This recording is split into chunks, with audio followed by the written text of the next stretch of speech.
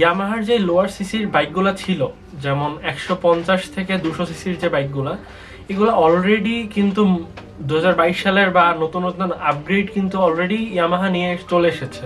Otherwise just like MT-15 and XSR 155, এই দুইটা বাদে কিন্তু সবগুলাতে কিন্তু নতুন নতুন আপগ্রেড, নতুন ফিচার্স সবকিছু কিন্তু চলে এসেছে। সো বোঝাই যাচ্ছে 2022 সালে অবভিয়াসলি এই দুইটা বাইকের চেঞ্জ দেখা যাবে। আর ইঞ্জিন পারফরমেন্সের চাইতে আমার মনে হয় সেই বাইকটার বডি গেটআপ সহ বর্তমান বাজারে যে বাইকগুলো আছে, যেমন এক্সএসআর কিন্তু ABS ব্যবহার করা হয়নি। আর এক্সএসআর এর যেই কালার কম্বিনেশনটা রয়েছে, কালারের অনেক বড় একটা ইস্যু আছে এক্সএসআর নিয়ে। এই কালারগুলা সার্ভিসটা একটু কম দিয়ে থাকে, আর কিছুদিন পর পর এই কালারগুলা ফেড হয়ে যায়। সো এই জিনিসগুলা আমার মনে হয় নতুন যেই 2022 সালের যে ভেরিয়েন্টটা নিয়ে আসবে বা নতুন যে ভার্সনটা লঞ্চ করবে, এক্সএসআর ভার্সন 2 যেটা, এইখানে কিন্তু পরিবর্তন দেখা যাবে।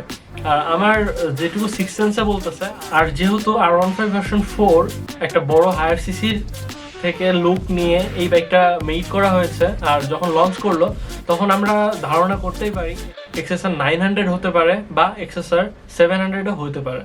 এই দুইটা বাইকের যে কোনো একটার থেকে তার বডির লুক বা স্টাইল ফলো করে নেক্সট 2022-তে লঞ্চ করতে পারে ইয়ামাহা। সো এই বিষয়গুলো কিন্তু আসলে অনেক বেশি ক্রেজ ফেলতেছে, বিকজ যখন একটা বড় হায়ার সিসির লুক এক্সেসরে চলে আসবে, তার বর্তমান যে লুকটা আপনারা দেখতে পাচ্ছেন ভিডিওতে বা হয়তো সামনাসামনিও দেখে ফেলেছেন বাইকটা, বর্তমান লুকের থেকে নেক্সট যে লুকটা আসতে চলেছে সেটা অবভিয়াসলি অনেক বেশি ক্রেজ ফেলবে আমার জানা মতো। বাইকের কমতি বলতে এক্সেসর এমন একটা বাইক যেটা বাংলাদেশে এর তুলনা করার জন্য আদার সাইডের কোনো বাইক হয় না, বিকজ এই রেঞ্জের বা এই প্রাইস রেঞ্জের মধ্যে রেট্রো স্টাইল মোটরসাইকেল বাইক, এই লুকের বাইক আর কিন্তু কম্পিটিটর নেই। সেই ক্ষেত্রে যদি আমি কথা বলি এক্সেসর নিয়ে, অনেক বেশি ফিচার্সের অভাব রয়েছে এক্সেসরে। যেমন এক্সেসরে ব্যবহার করা হয়নি ABS, তো এই প্রাইস রেঞ্জের মধ্যে আমার মনে হয় ডুয়েল চ্যানেল ABSটা থাকা খুবই বেশি জরুরি। আশা করা যায় 2022-তে ডুয়েল চ্যানেল ABS এর দেখা পাবো। ইয়ামাহা অবশ্যই এই বিষয়টার উপরে নজর বেশি দিবে যে এই বাইকটার কমফোর্টেবলটা কিভাবে আরো বেশি বাড়ানো যায়। আর অবভিয়াসলি বর্তমানে যেই বাজারে এক্সেসরটা রয়েছে, এই এক্সেসরে কিন্তু আরেকটা বিগ ডিল রয়েছে, সেটা হলো এর কালার কম্বিনেশন, যেটার এই কালারের ফেড হয়ে যাওয়া বা কালার কিছুদিন পরে গিয়ে চটে যাওয়া, এই ইস্যুটা বেশি পাওয়া যাচ্ছে। সো এই বিষয়টা আর একটু বেশিভাবে দেখতে হবে, কারণ কাস্টমাররা এত টাকা দিয়ে যখন বাইক কিনবে তখন তার এই ধরনের প্রবলেমগুলো ফেস করতে হলে অনেক কষ্ট লাগে, বা এতগুলো টাকা দিয়ে যখন একটা বাইক কিনবো তখন যদি ওই বাইকের কালার ফেড হয়ে যায় বা কিছুদিন পরে যদি কালার নিয়ে যদি প্রবলেম ফেস করা লাগে, সেক্ষেত্রে কিন্তু একটু বেশি সমস্যা।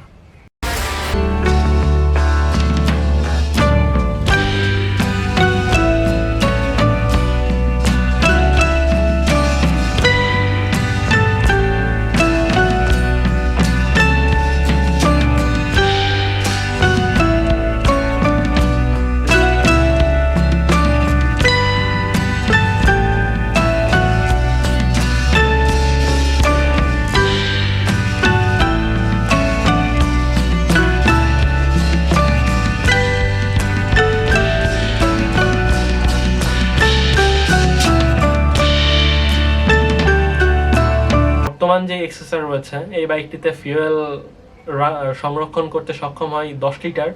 আর আমার মনে হয় নেক্সট যে বাইকটা বাংলাদেশে লঞ্চ হবে বা ইয়ামাহা যে বাইকটা লঞ্চ করবে এক্সেসরের, সেখানে হয়তো বা লিটারে আর 2-1 যোগ হতে পারে, জাস্ট লাইক 12 বা 13। সো এই জিনিসটাও বেশি প্রয়োজন, কজ যারা লং ট্যুর দিয়ে থাকে এক্সেসর নিয়ে বা এই ধরনের সেগমেন্টের বাইক নিয়ে, তাদেরকে মাইলেজ নিয়ে অবশ্যই ভাবতে হয়। আর FI ইঞ্জিন থাকার কারণে বাইকের মাইলেজ হয়তো বা আপনি বর্তমান নেক্সট যে বাইকটা আসবে সেটা হয়তো বা 45 থেকে 50 পেয়ে যেতে পারেন, expected, not like sure, expected কোনো ধারণা আমি দিতেছি আপনাদেরকে। আর সিটিং পজিশন, গ্রাউন্ড ক্লিয়ারেন্স 160 থেকে 170 থাকবে হয়তোবা। অল ওভার পারফরমেন্স বর্তমানের থেকে অবশ্যই বেটার হবে, বিকজ বেটারের জন্যই তো নতুন আপগ্রেড আমাদের মাঝে নিয়ে আসা। সো আমি আজকে মোটামুটি ধারণা দিলাম আপনাদের। নেক্সট ভিডিও যদি বাংলাদেশে লঞ্চ হয় বা ইয়ামাহা যদি এই বাইকটা লঞ্চ করার জন্য নতুন ট্রায়াল দিয়ে থাকে বা এই ইনফরমেশন যদি আমি পেয়ে থাকি ইয়ামাহার অফিসিয়াল পেজ থেকে, তাহলে আমি আপনাদেরকে ফুল ডিটেলসে পিক সহ আমি আপনাদেরকে নিয়ে আবার একটা রিভিউ দিব। ততদিন সুস্থ থাকবেন, ভালো থাকবেন, আর বাইকার্স রিপাবলিকের সাথেই থাকবেন। আসসালামু আলাইকুম everyone, love you, bye by.